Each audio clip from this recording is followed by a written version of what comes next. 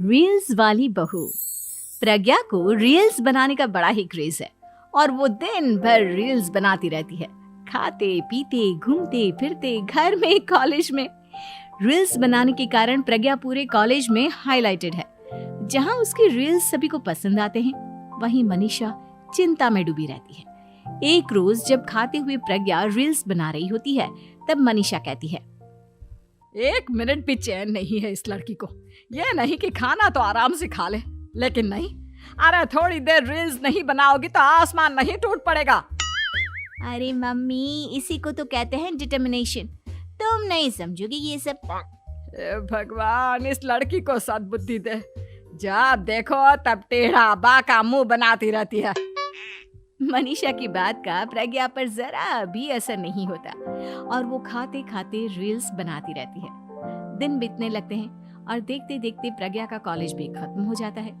आए दिन कोई ना कोई मनीषा को प्रज्ञा की शादी करवाने का सुझाव दे जाता है।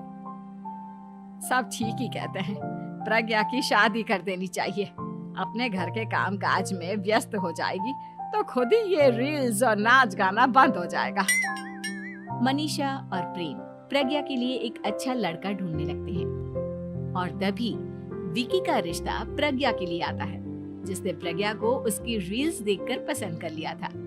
अगले दिन विकी अपने माता पिता के साथ प्रज्ञा के घर पहुंच जाता है और प्रज्ञा साड़ी पहने हाथों में चाय की ट्रे लिए उनके सामने आती है। जब विकी को पसंद है तो हमें भी बहू पसंद है। बहन जी, आप बारात की तैयारी कीजिए। एक बार लड़का लड़की अकेले में बात कर ले तो अच्छा रहेगा। हाँ हाँ, क्यों नहीं। मनीषा विकी को प्रज्ञा के कमरे में भेजती है, जहां प्रज्ञा पहले से ही रील्स बना रही होती है। तभी विकी कहता है, आ गए आपके साजन जी। हमारे साथ ये रील्स कंप्लीट करती तो और भी अच्छा रहता। अच्छा जी, अब आ ही गए हैं तो बना ही लेती हूँ आपके साथ। दोनों मिलकर रील्स बनाते हैं। जब वी मीट और तुरंत पोस्ट भी कर देते हैं। फिर विकी कहता है, जब आप साड़ी में चाय लेकर आए तब मुझे लगा कि कहीं मैं गलत घर में तो नहीं आ गया। अब सही है। दोनों की शादी पक्की हो जाती है और शादी के दिन भी प्रज्ञा रील्स बनाने से चूकती नहीं। यहाँ तक कि बारात के समय भी नाचते हुए रील्स बनाती है।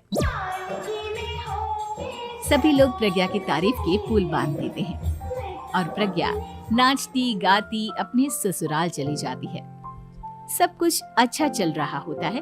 प्रज्ञा यहाँ भी दिन भर हर चीज की रील्स बनाती रहती है।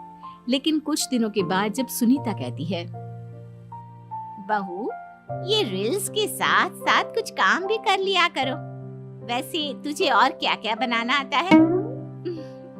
मम्मी जी, वैसे तो सब कहते हैं कि मैं सब कुछ अच्छा बनाती हूँ, लेकिन मुझे लगता है कि मैं मैगी अच्छा बना लेती हूँ। हाँ, कॉफी भी अच्छा बना लेती हूँ और मुंह तो सबसे अच्छा बना लेती हूँ। हैं? अच्छा अच्छा। सुनीता अपना माथा पकड़ लेती है और कहती है, बहू, कुछ खाना बनाना भी सीख लेती। मम्मी जी, मैं लंबी प्लानिंग कर रही हूँ। जल्दी ही मैं इतनी फेमस हो जाऊंगी कि मुझे पैसे मिलने लगेंगे। हम दोनों सास बहू राज करेंगे, राज। नौकर काम करेंगे और लोगों की तो लाइन लगेगी हमसे मिलने के लिए। तेरा दिमाग खराब हो गया है क्या बहू? हंसी मजाक तक ठीक है, लेकिन इस तरह घर नहीं चलते।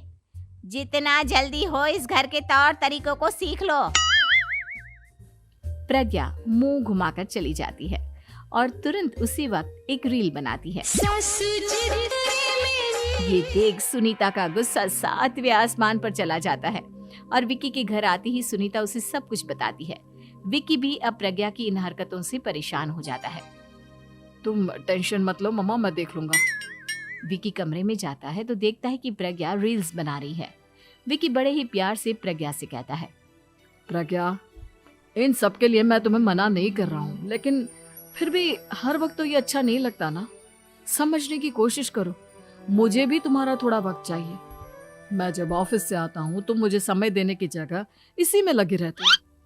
तुम ज्यादा ही सोच रहे हो। तुम भी मेरे साथ रील्स बनाओ ना, तुम्हें भी बहुत अच्छा लगेगा। तुम्हें इज्जत से कोई बात समझ में नहीं आती क्या? दिमाग खराब हो गया है तुम्हारा इस चकाचौंध से।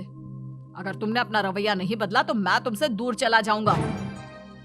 तुम ही रिश्ता लेकर आए थे, मुझे लड़कों की कमी नहीं थी और ना आज है। विकी दरवाजा पटक कर चला जाता है। धीरे धीरे विकी प्रज्ञा से दूर होता जाता है। एक रोज मनीषा प्रज्ञा के ससुराल उससे मिलने जाती है। तब सुनीता उससे कहती है, बहन जी, अब आई हैं तो कुछ दिन यहाँ रहकर जाइएगा, आप ही का घर है। हाँ मम्मी, बहुत दिन हो गए तुम्हारे साथ एक भी रील नहीं बनाई मैंने। प्रज्ञा तुरंत अपने फोन में रील्स ऑन कर लेती है। ये सब मुझसे नहीं होता। तेरा ये भूत अभी तक नहीं उतरा क्या? बहन जी, आप कुछ कहती नहीं क्या इसे? जब आप ही कुछ नहीं कर पाई तो मैं कर ही क्या सकती हूँ।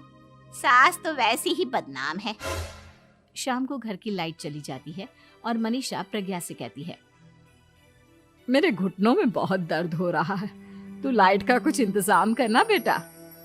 अच्छा, कैंडल जला देती हूँ मम्मा। प्रज्ञा गाते हुए कैंडल जलाती है और खिड़की के पर्दे के पास रख देती है। मनीषा, जिसे बहुत दर्द हो रहा है, वो सो जाती है और प्रज्ञा हमेशा की तरह अपने रील्स में लग जाती है। उधर कैंडल की वजह से पर्दा आग पकड़ लेता है और मनीषा के कमरे में आग लग जाती है। बचाओ, कोई है, बचाओ। सभी भागते हैं और विकी कमरे की आग बुझाने में लग जाता है, लेकिन तब तक मनीषा आधी जल चुकी थी। मनीषा की हालत देख प्रज्ञा रोने लगती है। विकी मनीषा को तुरंत हॉस्पिटल ले जाता है और उसे एडमिट कराता है। विकी प्रज्ञा से कहता है, देख लिया ना, तुम्हारे इस नाच गाने की वजह से आज तुम्हारी माँ की जान जाते जाते रह गई। अब पता नहीं तुम और क्या चाहती हो। उधर डॉक्टर कहते,